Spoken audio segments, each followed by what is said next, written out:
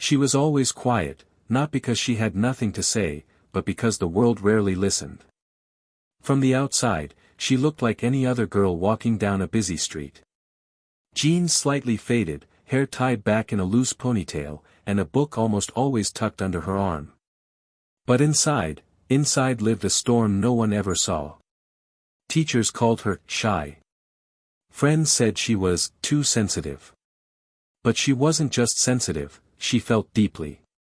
She carried the weight of her thoughts like invisible luggage, dragging behind her everywhere she went. Her name was Mira. She lived in a small two-room apartment with her mother and younger brother. Her father had passed away when she was 10. Since then, sadness had become a quiet companion. Mira never really cried in front of others. She would smile, nod, and pretend she was fine.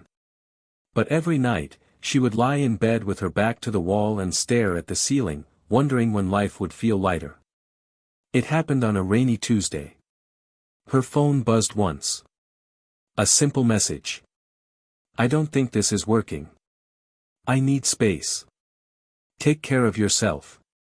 The message came from Ariv, the only person she had ever opened her heart to. She had trusted him. Believed that for once, someone truly saw her. But the message ended it all. She read it 5 times. Her hands trembled. Her mind refused to believe it. Her legs gave up first, then her throat, then her eyes. She didn't scream. She didn't reply. She just stared at the message until her screen went black. That night, she didn't sleep. The silence of her room was louder than ever. Her heart wasn't just broken, it was shattered into pieces so small, even hope couldn't pick them up. A week later, her mother lost her job. Bills piled up. The fridge stayed empty most days. Mira took on tutoring jobs to help, but it wasn't enough. She stopped buying new clothes, skipped meals, and lied to her friends about being too full or too busy to hang out. One day, her brother asked for new shoes for school.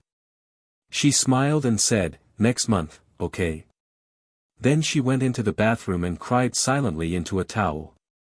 Poverty wasn't just about money, it was about helplessness. About watching your loved ones suffer and being unable to do anything. Her diary became her best friend. "Why me?" she wrote. "What did I do wrong? Why do I always lose the people I love? Why can't I just be happy for once?" She hated herself for feeling weak, for crying, for wanting to give up. Sometimes, she stood by the balcony and stared down, not because she wanted to jump, but because she wanted everything to stop. She started waking up with panic attacks. Her chest would tighten. Her hands would go cold. Her mind raced, and her body froze. She would sit on her bed, gasping for air, tears running down without warning. She stopped talking. Even when her mother asked how she was, she would just nod. Words hurt too much. One night, she went to the bathroom at 2 a.m. The lights were off. Only the moonlight slipped in through the window. She stood in front of the mirror. She didn't recognize herself. Eyes swollen. Skin pale. Shoulders curved like she carried the weight of the whole world. She leaned closer, stared into her own eyes. "Who are you?" she whispered. And then, something broke. Not in a bad way. But in a necessary way. The kind of break that comes before healing. The kind of break that says, "This can't go on anymore." That night, she promised herself something, not to be happy, not to be perfect, not to be brave. Just to survive tomorrow. The next day, she went for a walk. It was the smallest decision. But sometimes, the smallest decisions change everything. She sat on a park bench and watched kids play. An old woman came and sat beside her. She looked at Mira, smiled, and said, "You remind me of myself. Quiet, broken, but still here." And that means something. Mira didn't know why, but those words stayed with her. That night, she wrote in her diary again. Still here. And that means something. It wasn't much. But it was a start. She began waking up early, not because she was energetic, but because she didn't want her sadness to win the day. She started journaling every morning, writing things like, "I'm breathing. I survived yesterday. I want to feel again." She watched motivational videos. Not the loud ones, but the quiet ones. The kind that felt like someone whispering to her soul, "You are not alone." She took a library card and began reading books on healing, on heartbreak, on hope. She took small steps, walking 15 minutes a day, drinking more water, texting her best friend, "Hey," after weeks of silence. These things didn't make her feel amazing. But they made her feel alive. Healing isn't a straight line. One day she felt strong. The next day, a song or memory would break her again. She failed a job interview and cried all night. A classmate laughed at her worn-out shoes, and she came home and threw them in the trash. Sometimes, she wondered if all this effort was useless.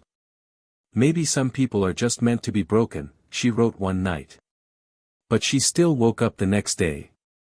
And that was everything.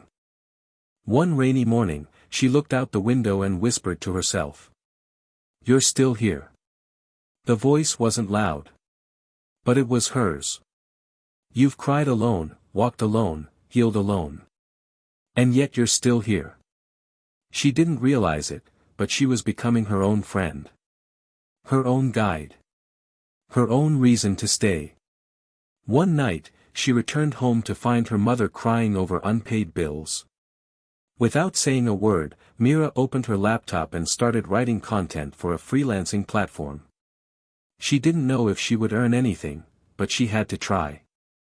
She didn't wait for motivation anymore. She created it. She turned her pain into poems, her silence into scripts, her scars into strength. She wasn't healed yet. But she was becoming. And though no one could see it, not the world, not the boys who broke her heart, not the teachers who ignored her brilliance, she knew. She was changing. From sadness to strength. Life didn't suddenly become easy. There were still days when Mira felt like crying for no reason. Days when her past whispered cruelly in her ear, "You're not enough." But something had shifted. Now, she didn't believe that voice so quickly. She had learned to respond with gentleness. "Maybe I'm not okay today," she'd whisper to herself, "but I'm better than I was yesterday." She started attending therapy, online at first. It took courage just to type the words, "Hi, I need help." And when she did, it didn't feel like weakness. It felt like power. She began decluttering her life, her room, her phone, her mind. She removed people who only drained her. She stopped begging for love that hurt more than healed. She wasn't angry anymore. Just tired of shrinking herself. One day, a girl messaged her on a writing platform. "Your story made me feel like I'm not alone. Thank you." That single message stayed with Mira longer than all the praise she'd ever received. She realized something. She didn't want to be famous. She didn't want millions of followers. She wanted to matter. Even if it was just to one person at a time. So she started a blog. Not for likes. Not for applause. But as a safe place for broken hearts to breathe. She called it, Soft Hearts, Strong Souls. Chapter 13, Turning Pain into Power. Mira wrote about everything, loneliness, trauma, rejection, small victories, and healing in silence. Each post was raw and real. No filters. No fakeness. She poured her past into paragraphs. Her fear into fonts. Her memories into metaphors. What once crushed her now created her. Pain was no longer something to escape, it was something she had grown from. The blog started gaining readers. Comments like, "You said what I couldn't say. I feel seen. Your words saved me last night." And every time she read those, her soul whispered. This is why you stayed. She was invited to write for an online magazine. Then, a podcast wanted her as a guest. She didn't feel ready, but she said yes anyway. Her voice shook during the recording. Her hands were sweaty. But she spoke her truth. And for the first time, people didn't look away. They leaned in. Soon, college students began quoting her blogs and essays. Her Instagram filled with messages from teens saying things like, "I was going to give up, until I found your page." Mira began earning from writing. Not a fortune. But enough to buy her brother new shoes. Enough to help her mother breathe a little easier. She worked with nonprofits, started mental health workshops in schools, and collaborated with creators she once only admired from afar. She didn't chase fame. She chased meaning. And slowly, quietly, impact followed. She built a team of volunteers. Designed printable journals for young girls. Donated 30% of her income to therapy access for students. All from that same room. That same quiet girl. Chapter 16, Facing the Past. One day, Ariv, the boy who left her, messaged her. "I saw your interview. I didn't know you were going through so much. I'm sorry I disappeared." She read the message twice. Old memories flickered, but they didn't sting like before. She replied. "Thank you. I forgive you. I've changed. I hope you're healing too. No anger. No bitterness. Just peace." She had carried that weight for too long. Letting go didn't mean forgetting. It meant freeing herself. Chapter 17, Her Voice Matters. Mira stood on a stage, mic in hand, facing an auditorium full of college students. The event was called, Break the Silence, Mental Health in Real Life. She took a deep breath and said, "I used to think I was weak for feeling too much. But now I know, feeling deeply is strength. Healing out loud is bravery. And survival? That's a superpower." The room clapped. Some cried. And somewhere in the back row, a girl looked at her and smiled. The same way Mira had once smiled at that old woman in the park. She had everything now that once felt impossible. Stability. Inner peace. Purpose. Self-love. But she didn't flaunt it. She still woke up early. Still journaled every morning. Still found magic in the smallest things, sunlight through the window, fresh tea, the way her dog tilted its head when she talked. Strength wasn't loud. It was the quiet confidence that she could survive anything, and rise again. Mira now trained others to become peer counselors. She created toolkits for schools with no mental health resources. She wrote a book, From Sadness to Strength, a memoir of everything she never told anyone before. She wasn't trying to be a hero. She just wanted no one to ever feel as alone as she once did. Her pain had taught her empathy. Her silence had taught her to listen.